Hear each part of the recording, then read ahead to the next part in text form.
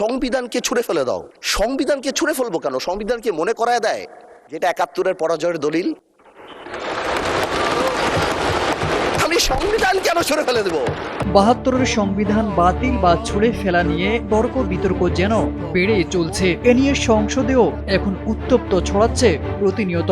তবে এসবের মধ্যেও নতুন করে আলোচনা এসেছে প্রয়াত প্রধানমন্ত্রী বেগম খালেদা জিয়ার একটি পুরনো বক্তব্য। আর এটিকে ঘিরে জামায়াত ও জাতীয় নাগরিক পার্টি এনসিপি নেতাদের দাবি, খালেদা জিয়াও নাকি এই সংবিধান ছুঁড়ে ফেলার কথা বলেছিলেন। তবে তার বক্তব্য নিয়েও চলছে চুলছেঁড়া বিশ্লেষণ।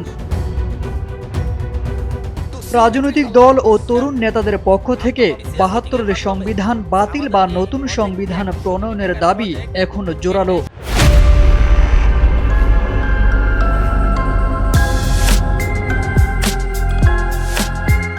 এ প্রসঙ্গে জাতীয় সংসদে বিষয়টি উত্থাপন করেন আইনমন্ত্রী আসাদুজ্জামান খান এবং বাংলাদেশ জাতীয় পার্টির সংসদ সদস্য আন্দালিব রহমান পার্থ। প্রশ্ন তোলেন, সংবিধানকে ছুঁড়ে ফেলবো কেন? এটি কি ৭১-এর পরাজয়ের দলিল? তিনি সংবিধান নিয়ে অযৌক্তিক বিরোধিতার সমালোচনা করেন। আর আইনমন্ত্রী বলেন, ৭২-এর সংবিধানের সঙ্গে লাখো শহীদদের রক্ত ও অসংখ্য নারীর সম্ভ্রম জড়িয়ে আছে এবং রাষ্ট্রের সব কার্যক্রম এই সংবিধানের ভিত্তিতেই পরিচালিত হয়েছে। এর আগে ২৯শে মার্চ এনসিপির সংসদ সদস্য আব্দুল হান্নান মাসুদ দাবি করেন, জেনজি প্রজন্ম এই সংবিধান চায় না। পরদিন জামায়াতে ইসলামীর সংসদ সদস্য শফিকুল ইসলাম মাসুদ বিএনপিকে উদ্দেশ্য করে বলেন, খালেদা জিয়া যে সংবিধান ছুঁড়ে ফেলতে চেয়েছিলেন সেটির প্রতি এখন কেন সমর্থন দেখানো হচ্ছে?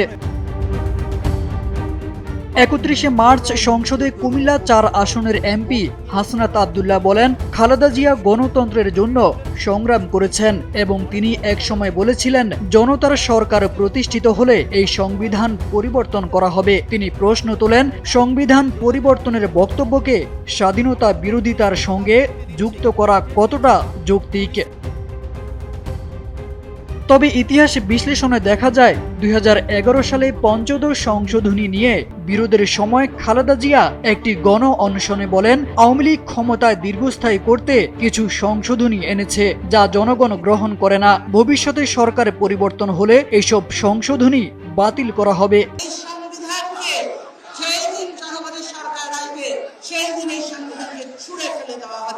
খালেদা জিয়ার বক্তব্য বিশ্লেষণ করে দেখা যায়, এখানে তিনি পুরো সংবিধান নয় বরং নির্দিষ্ট সংশোধনীগুলোর বিরোধিতা করেছিলেন। বিএনপি নেতা মওদুদ আহমদও সে সময় ব্যাখ্যা দেন, খালেদা জিয়ার বক্তব্যের অর্থ ছিল তার দল ক্ষমতায় গেলে পঞ্চদশ সংশোধনী পরিবর্তন করবে। ফলে তিনি সরাসরি সংবিধান বাতিলের কথা বলেননি, বরং তিনি নির্দিষ্ট সংশোধনীগুলো বাতিলের কথা বলেছেন। তার বক্তব্যকে পুরো সংবিধান ছুঁড়ে ফেলার আহ্বান হিসেবে ব্যাখ্যা করা কতটা সঠিক তা নিয়ে বিতর্ক এখনো চলমান।